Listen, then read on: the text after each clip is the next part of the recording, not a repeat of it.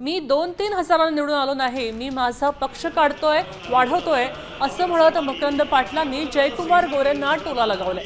बावधन गावाची ताकद राजकारण बदलण्याची आहे, आजची सभा परिवर्तनाची आहे अशी टीका जयकुमार गोरेंनी मकरंद पाटलांचं नाव न घेता केली होती।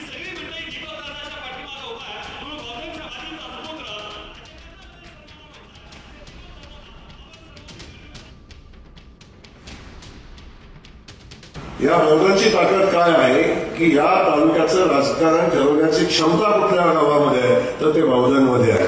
आणि हे इतिहास सांगतो, मी सांगत आज बघितलेली सभा ही परिवर्तनाची सभा एवढंच मी सांगेन। आपल्याला कुणीही बाबळीच्या झाडाखाली उभा राहत नाही, त्यामुळे आंब्याची सावली आपल्याला तयार करायला लागेल, त्यासाठी आपण सगळ्यांनी एकत्र यायला लागेल। ही भूमिका घेऊन आपण काम केलं तर अडचण येणार नाही।